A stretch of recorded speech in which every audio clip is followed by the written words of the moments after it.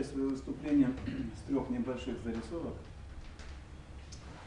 Первое, наверное, многие видели, что в сетевом сообществе учителей совсем недавно обсуждалась очень интересная ситуация. В одной из московских школ учитель географии во время перерыва оставил включенным свой ноутбук.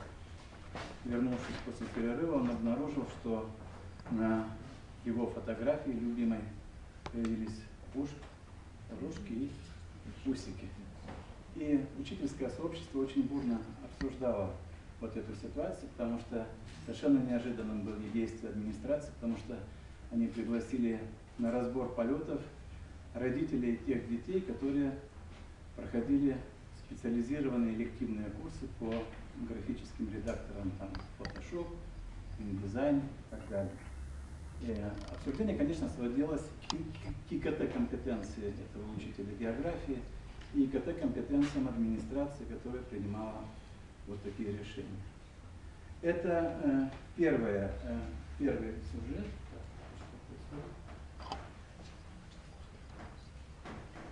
Второе. В российском образовании с февраля месяца законодательно закреплено дистанционное обучение, электронное обучение и дистанционные образовательные технологии. 28 февраля, как известно, подписано президентом Российской Федерации дополнение к закону об образовании. И сейчас вот эти два термина, электронное обучение и дистанционные образовательные технологии, вошли в основной наш закон, по которому мы живем и строим нашу образовательную систему в нашей стране. Такая инновация ставит перед нами две, на мой взгляд, очень серьезные задачи. Если первая задача еще как-то может быть решена в ближайшее время, эта задача связана с техническим оснащением, которое позволило бы в полной степени реализовать дистанционные формы обучения. Вторая, на мой взгляд, является наиболее сложной, наиболее важной. Это задача подготовки будущих тьюторов. Ставится совершенно новая задача для педагогических вузов, для системы повышения квалификации. Мы должны срочно начать готовить учителей совершенно нового типа, учителей, которые будут реализовывать вот эту систему электронного обучения. Насколько мы к этому готовы и как будет это у нас получаться, это, конечно, вопросы очень серьезные на сегодняшний день. Что можно сказать про состояние дел в настоящее время?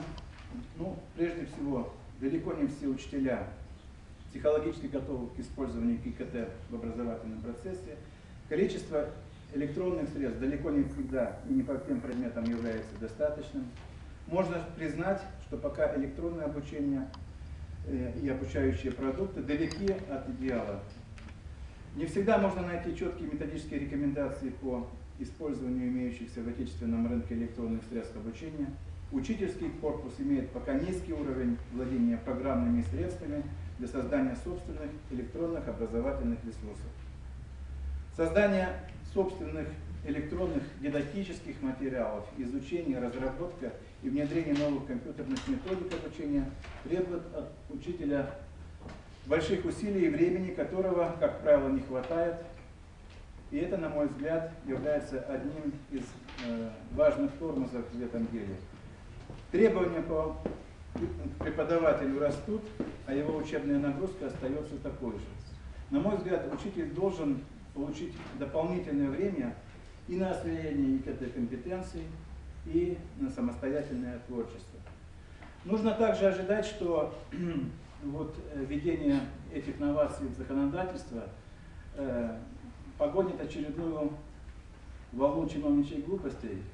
Я вот недавно вернулся из конференции в Москве, где в регионах уже есть сигналы, когда чиновники сверху устанавливают процент для школ, которые нужно выдержать для обучения по дистанционной системе обучения. То есть сверху назначается соответствующий процент. Более того, директоров образовательных учреждений, это Свердловская область в частности, один из крупнейших центров и один из развитейших регионов в ИКТ-компетентности и ИКТ-технологий, по использованию ИКТ-технологий. Директоров школ заставляют собирать заявления и проводить опрос родителей с целью выявления, кто из детей в следующий учебный год начнет проходить вот в таком дистанционном режиме. Второй, или вернее третий момент связан с презентацией одного документа, на котором я присутствовал, это было в декабре месяце. ЮНЕСКО подготовила очередной вариант, это второй вариант по счету, рекомендаций к структуре ИКТ-компетентности учителя. Это некоторая модель, которая получила развитие, начиная с 2008 года. Она представляет из себя вот такого типа матрицу. В столбцах этой матрицы это уровень развития ИКТ